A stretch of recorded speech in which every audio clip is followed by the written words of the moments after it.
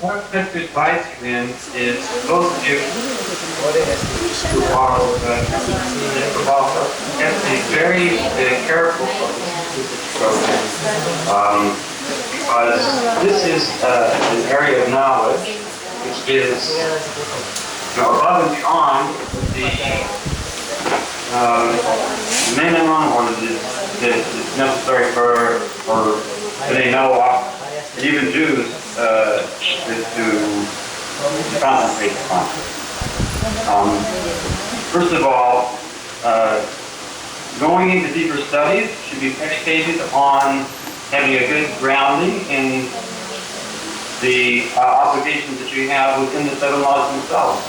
Part of that is knowing the rules of for a study. What is in the categories of being permitted, or in the categories of not being permitted. In our days, we live in a special time which comes after the advent of the Hasidic masters, Ha-Olam, and the Hasidic rabbis that came after. And before that time, the study of Kabbalah was very hidden. It was also very difficult to understand because the Kabbalah is given in terms of analogies, metaphors, and you have to be very knowledgeable and thorough to understand what these metaphors mean. Otherwise, you get a very distorted sense of what's being described. But with the advent of the Holy Baal Shem Tov, we entered into a new period in which it's desirable that we should know more of the hidden secrets of God. Like it says at the end of the Mishnah Torah by Rambam, that with the coming of the Messiah, the main occupation of the whole world, Jews and non-Jews, the main thing we're going to be doing is getting to know God and having knowledge of God, which is all-encompassing. So the study of spiritual concepts is something that speaks up. So what we're going to do is to study Chasidi, which explains these concepts in a very practical way, an understandable way, in a language that every person can relate to.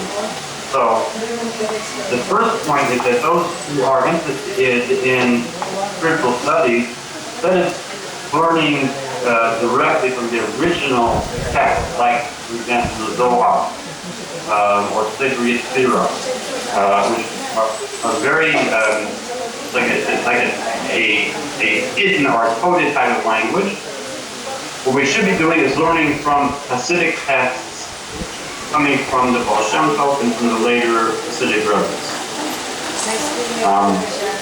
And for that purpose, on the website, AskNoah.org, we have a whole section.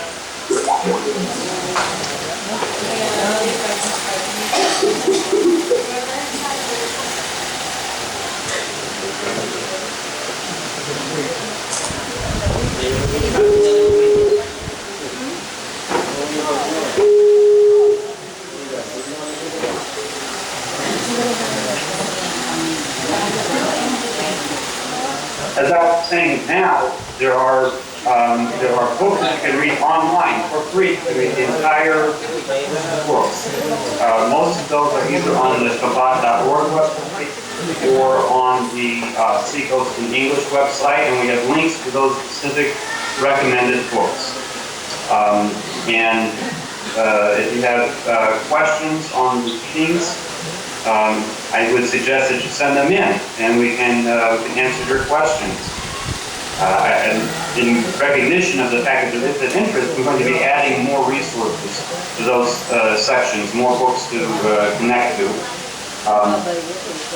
What I want to caution you about is those organizations that are out there which claim to be teaching Kabbalah. Many of these are not really sincere or not teaching in the appropriate way, they're taking advantage of people's ignorance. So this, I will take an example of, say, the Kabbalah Center, which has been around for a number of years, but unfortunately, what their aim is to take the study of Kabbalah, which is really part of the Torah. They want to take it out from the Torah and make it to a separate religion, and like to make some type of a religion out of the teachings of Kabbalah. And this is actually, it becomes a type of avodah zarah, a type of almost an idolatry, because it's separating it out from the fact, saying that it really all comes from God, saying that they're separate teachings, and they don't talk about God, they only talk about the past life. They make it so divorced from the overall teachings to become something separate in itself, and this is what they marketed. So I would definitely caution people that are clear of such things and stay with authentic teaching from the authentic sages, and not to newcomers, let's say, that come on the scene.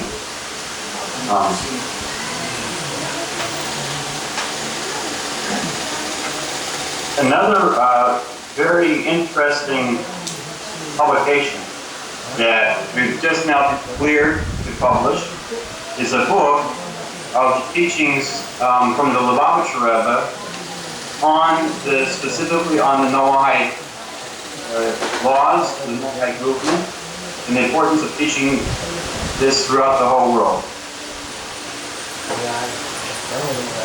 There was an effort that was made to go through all of the Rebbe's published talks and letters on the subject of the Noahide outreach. And a lot of people question, well, was this something that the Rebbe really stressed, or maybe only mentioned a few times? Going through all of the published works, what we came up with was about 500 pages of discussions that the Rebbe made about the importance now of reaching out to all people, to teach them the Noahide code and bring them to the awareness and the belief in the one God. So how we were involved with this was to distill all these talks into an arrangement of specific categories, and what we ended up with was a very nice work talking about the significance and the purpose of the Noahide code. And I would just like to read to you a few of the teachings that the Rebbe gave, which I think you'll find very interesting. So the first thing that I want to mention is how the Rebbe brought out that the Noahide code is something that came through Mount Sinai, in the Torah that was brought down by Moses. And even in the giving of the Ten Commandments, which are very famous, that they are, the Ten Commandments are part of the 613 Jewish commandments. However, the Midrash gives a lot of additional information. So, one of the things that it says is that when the Ten Commandments were given, that they went out not only in the Hebrew language, but they went out in all the 70 languages of all the nations of the world. So, why was this necessary? That the voice came out in all the 70 languages? Because it was all the people at Mount Sinai were all the Jewish people. So, the purpose was to instruct the Jewish people that they had to bring the teachings of Torah to all the 70 nations, in all the languages that they will understand. And not to regard the commandments as something that is like on the side, on the periphery of the Torah, but that it's actually an essential part of the Torah. So therefore, the reason that non-Jews should be abiding by the seven commandments is not only as a result of the fact that it's a rational thing that we have to do, but also because it's commanded specifically in the Torah through Moses. And this was given as an obligation upon the Jews throughout this knowledge of the world. But what's the difference between the Noahide laws and the laws that the different nations set up for themselves in their secular codes? The fact that the Noahide laws are actually the mitzvot of the Torah is meaning that they transcend the human laws. Because it's possible that a person may come up with different laws. In this situation, he could do this. In another situation, he might change and do things differently. But the important point is that the Torah is called the Torah of life. And that means that by having a true life, we have to be connected to the Torah. And by following the seven commandments as being connected to the Torah, that's what gives us a spiritual life. And that's things that fight for ourselves, for our children, prosperity.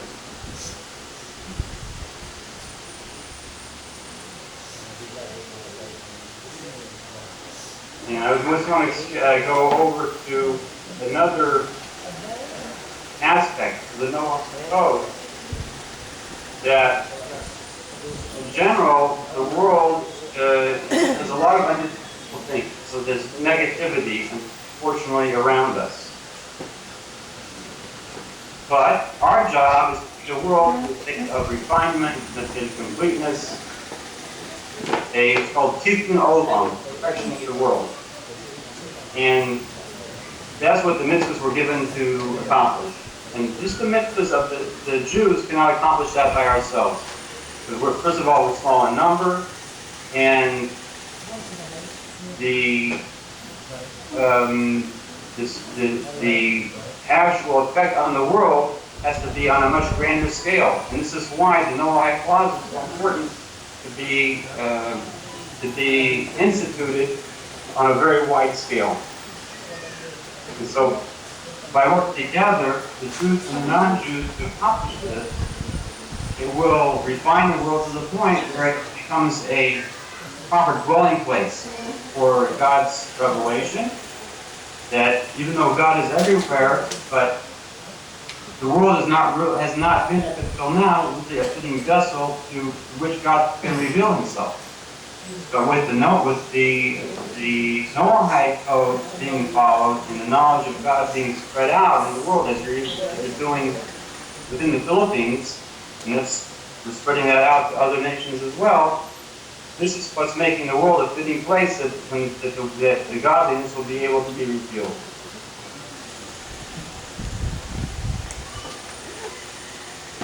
So one of the main important points is that hope is also called a Torah of peace, Torah Shalom. And it's like the Midrash says that all the paths of Torah are pleasant and peaceful.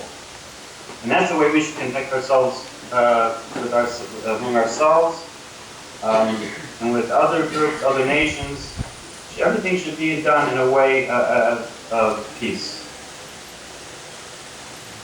So the mission of the nation in adhering to the Noahide code is, for example, to give charity and to be careful not to hurt others by stealing or harming them. And the Gentiles, when they understand this lesson, will realize that their main objective should be to spread justice and righteousness and peace in the world. So, and doing it, and with the knowledge that this is what God wants. And we also have that, we're on that same page, we're on that same objective. So everyone will naturally do everything we can in our power to assist each other in fulfilling what we should do. The Gentiles can assist the Jews in doing their 613 mitzvahs. The Jews can assist the Gentiles in keeping their mitzvahs. And in this way, we will be able to establish and to reveal really the unity of God in the world. So everything is based on revealing the fact that there's a oneness underlying the creation. So with this, I would like to conclude the address, but I'd also like to know if there's any particular question that anyone has that I can help you with. Maybe Emmanuel has some any particular points you'd like me to address specifically. Emmanuel available? Yes, sir.